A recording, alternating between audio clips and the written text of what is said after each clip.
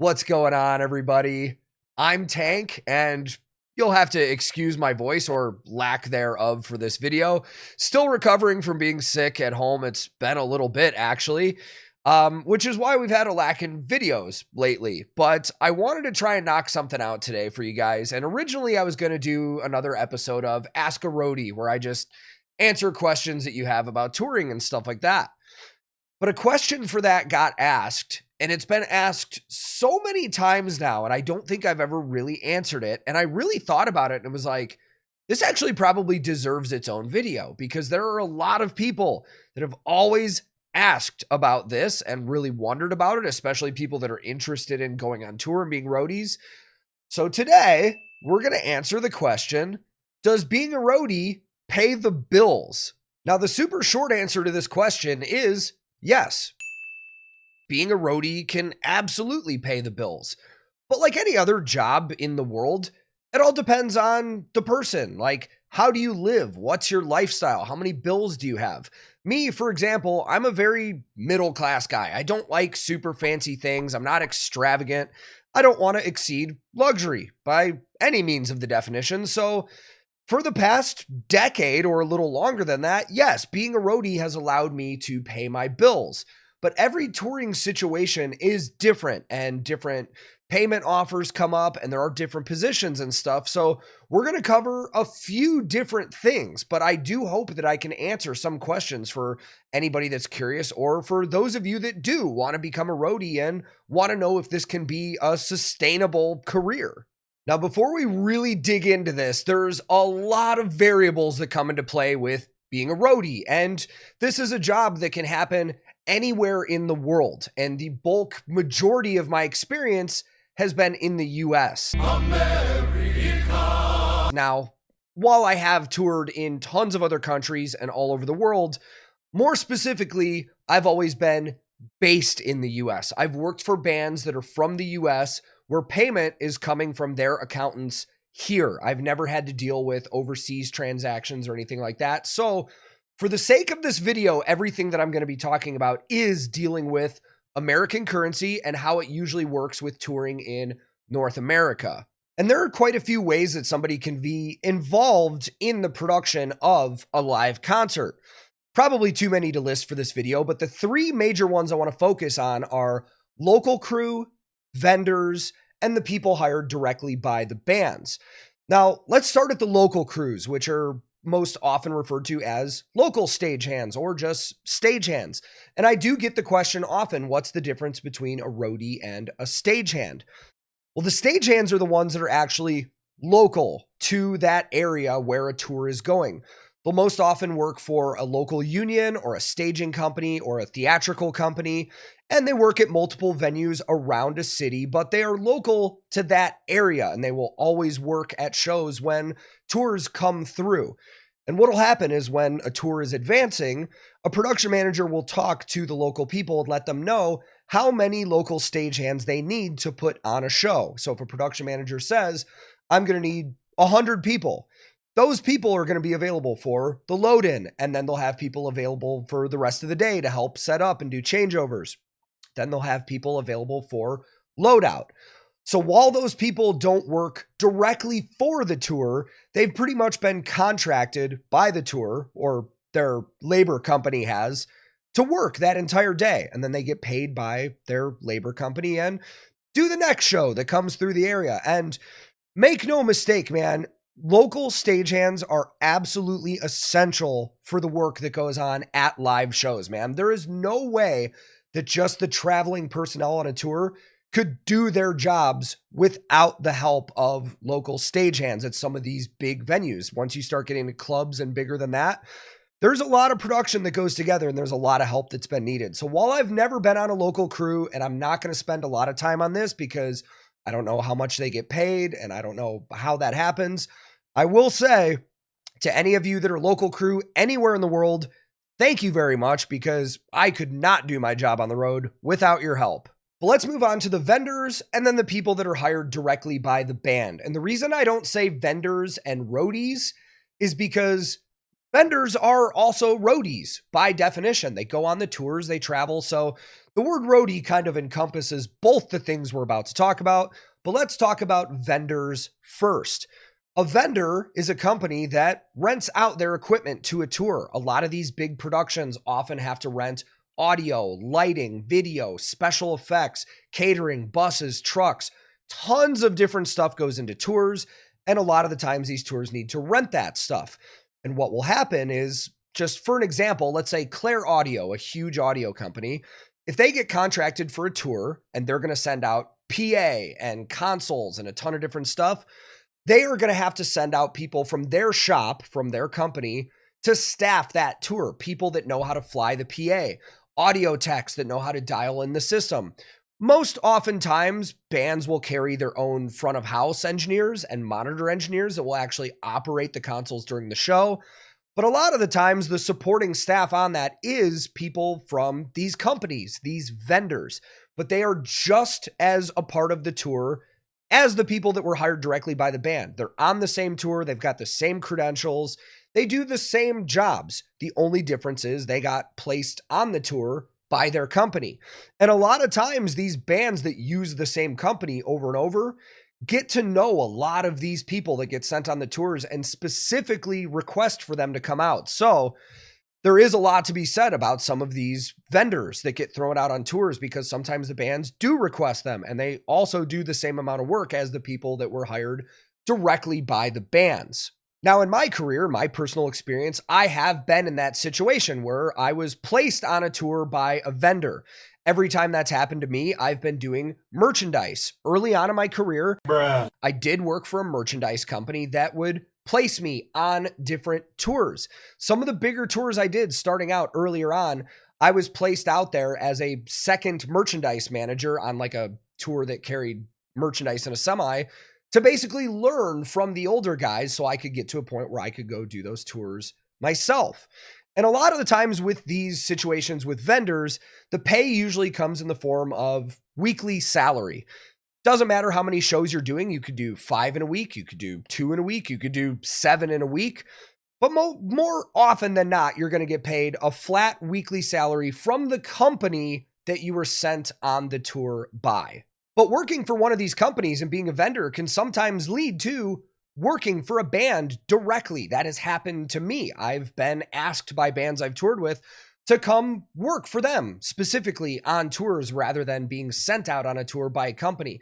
This also happens all the time in audio and lighting and video. I've seen this with tons of people, and it's a great way to get your foot in the door if you want to get placed on a tour full time. A lot of these big local audio and video and lighting companies will send their shop people on tours to get a taste of the road and to work on the gear and stuff like that. And that's a great way for you to find out if you really want to tour full time.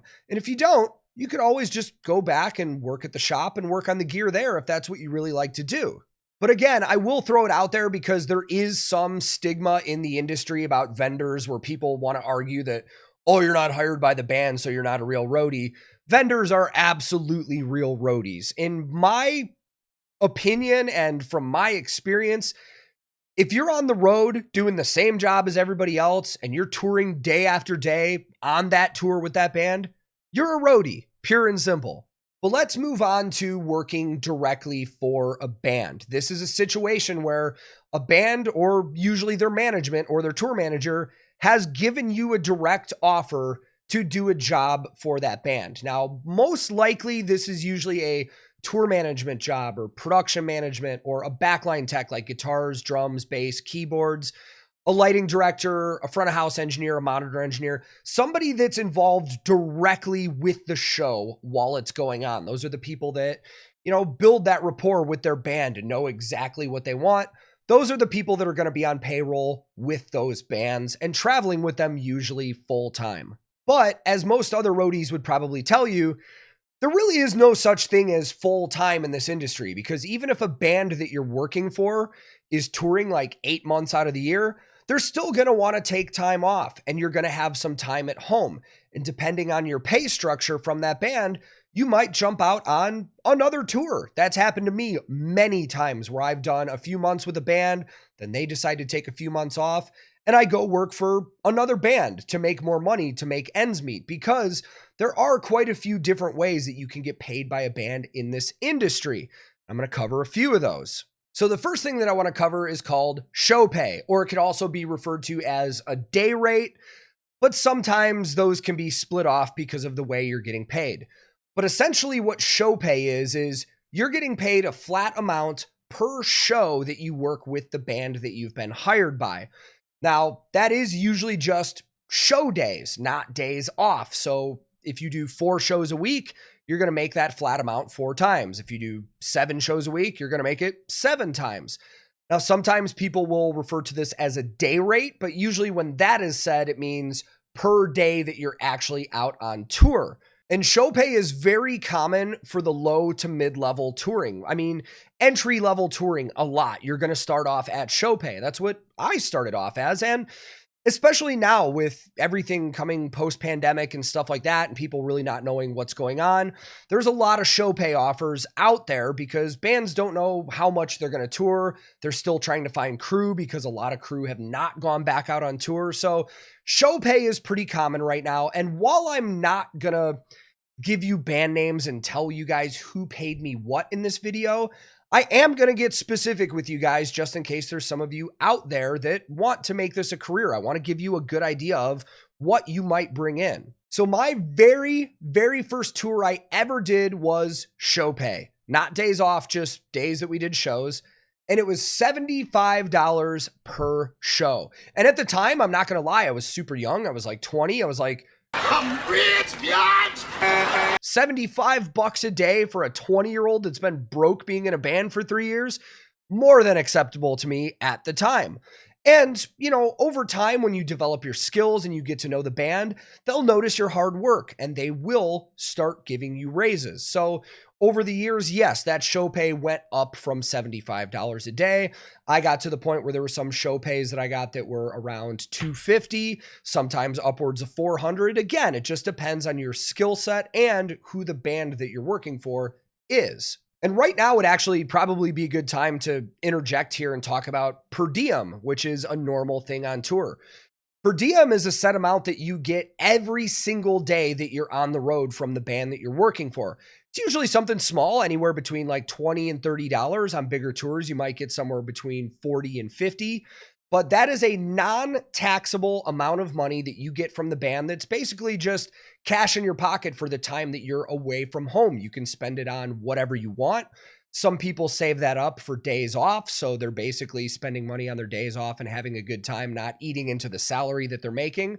And some people like to just stock that up and take it home at the end of tour. But per diem is a very, very common thing. If you ever try and get on a tour where they try to convince you that they don't do per diem, I would try and argue to get it as much as you can because it certainly helps with days off and in the long run. The next thing we'll talk about is weekly pay. Usually when you build a good rapport with a band and you've been working with them for a while and you're their go-to and more or less full-time with them, you'll usually get offered a weekly salary. So you'll get the same flat amount no matter how many shows you do per week, which is great because it allows you to budget and know what you're going to make. And you can look at your tour schedule and from there, kind of get it in your head, like what your day rate would be based on your salary and how many shows you're doing. So real quick, we'll do some math so I can just give you an idea. So let's say you're on a 4-week tour and your weekly rate is $1,500. Now on that tour, you'll have 20 shows just for the sake of numbers. So we take that 1,500 number, times it by the 4 weeks, and then divide it by the 20 shows. That means you're going to be making $300 as your day rate. Now that's a very, very good thing to know for if you've been on a tour that's giving you a weekly rate, and then you do a different tour that asks you, what's your day rate? Because when you often apply for different tours or somebody asks you to come out, they will ask you what your day rate is. And if you don't have that number in your head, doing that kind of math is a good way to be able to give somebody that number. And weekly pay is solid, man. Again, it's a great way to budget and know what you're getting paid. But the only downside is usually when a tour ends, you stop getting paid that weekly rate until you go back out with that band. So again, that's why a lot of these people that work in these situations will jump on other tours to kind of make ends meet if they need to. And weekly rates can vary a lot too, man. I've been on tours where I've taken as low as $1,000 a week. I've been on tours where I've, been fortunate enough to get paid like $2,500 a week. And I've heard of friends that have gotten upwards of like $3,000 to $3,500 a week, $3,000 to $3,500 a week. Again, very dependent on your experience, skill set, and who you're actually working for at the time. Let's get into the last one I want to talk about, and that is full-time yearly salary, which I will say right now is incredibly rare in the music industry. This kind of payment is usually only for really big bands for the most part that keep on full-time staff that they've had for years or want to get somebody that they see being with them for a very long time. In my career so far, 15 years of touring, I've only been offered full-time yearly salary once out of all of the bands that I've worked for. And it started fairly low. And again, I'll be honest with you guys, I've taken my entry yearly salary at like $35,000 a year. That's not a lot, but with the way that I live and the age that I was at the time, it was easy to make ends meet, to pay bills. That goes back again, how I said, how you live, how you can budget yourself. And by the time I was done working with that band, my yearly salary was as high as $65,000 a year, which honestly was more than I could have ever imagined making with a touring band. It allowed my wife and I to purchase our first house, and our bills were paid and stuff like that. And it's a great situation to be in, but it is extremely, extremely rare. I don't know if I will ever get an offer like that in my career ever again. So if you find yourself in that situation, I would really think about taking it. Now, aside from direct payment and money, there are a couple things I feel like I should bring up for people that are curious that want to do this for a job, and that is health insurance and taxes. But let's talk about health insurance first. There are scenarios on the road where bands with full-time touring people that are on salaries and stuff will get offered health benefits and, your own personal insurance. I have personally never had that happen. So in the United States, I've had to find health insurance on my own for myself and my family. And for those of you that live in the States, know health insurance can be pretty damn expensive, man. The health insurance I had for my family is about $700 a month. So when you are negotiating salaries for tours, that's something you have to keep in your head. You got to know how much you're going to be paying per month or per year for your own insurance if that tour doesn't offer it. And injuries happen on the road, man. It's happened many times to me. I've had broken bones. I've had to have surgery because of an injury on the road. And without having my own insurance, I would have been buried in bills. I mean, let's be honest here. It's the US, so I was still buried in bills anyways, but the insurance was invaluable to have at the time. So if you find yourself on a tour that's offering insurance benefits, consider yourself very lucky, and I probably would think very hard before passing that one up. And the last thing I want to talk about is taxes, because there are a lot of different situations with this as well.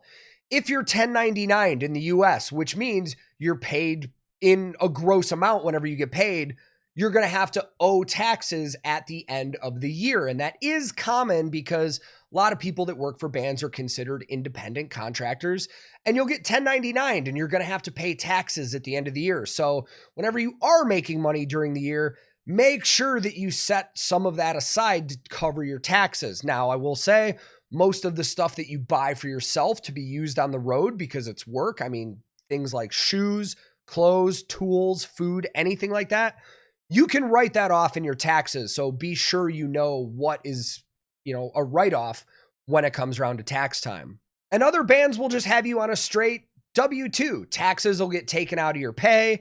At the end of the year, usually you're not going to owe anything. You might get something back.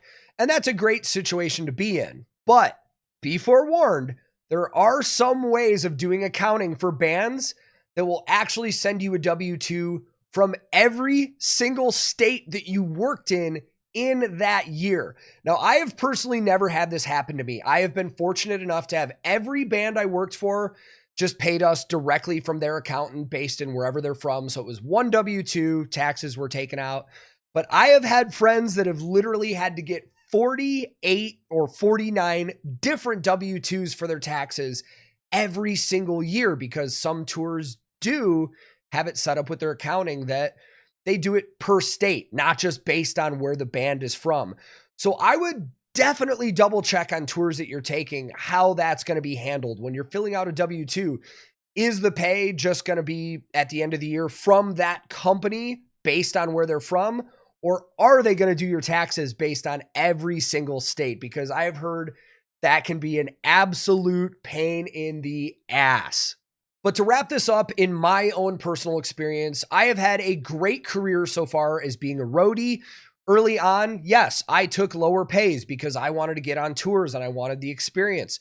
But as I developed that experience and learned new skills and got on bigger tours, the pay raises come with that. You will make enough where you can pay the bills depending on how you live, depending on how old you are. So, like I said, $75 a day for my first tour doesn't sound like a lot to a lot of people, but as a 20-year-old getting their foot in the door, I have absolutely no complaints about any of that. But I will say, as you develop your career as a roadie, know your worth. There are a lot of people out there that will try and undercut your pay. A lot of these managers and business managers for bands, they're there to make them money. I'm not going to say they're bad people, but they are going to try and get labor and people for as cheap as they possibly can.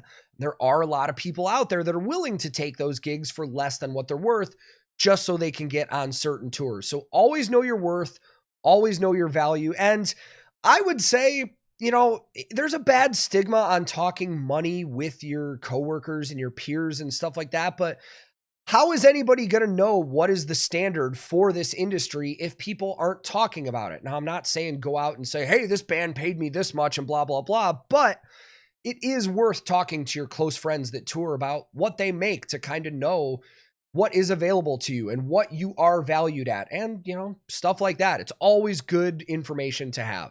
But for those of you that know me and follow this channel, man, I have been fortunate enough over the pandemic that I was able to start this YouTube channel, and it has provided enough for my family to get by. Our bills are paid. I have no complaints.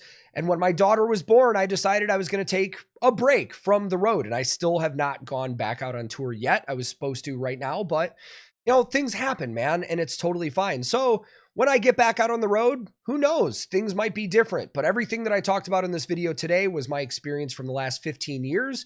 I hope that helped some of you out or answered some questions. And if you do have any more questions, feel free to drop them in the comments. We'll keep the conversation going. But thank you for your time and thank you for watching. If anybody wants to catch me anywhere else, I have a Discord, I have a Twitch. I'll throw links to that in the description below. And my handle on everything social media that I'm actually on is at TankTheTech. And no, I'm not on Telegram sending you guys gifts and packages in the comments, so don't respond to those. But again, I'm Tank. Thank you for watching, and I will be back very soon with another video.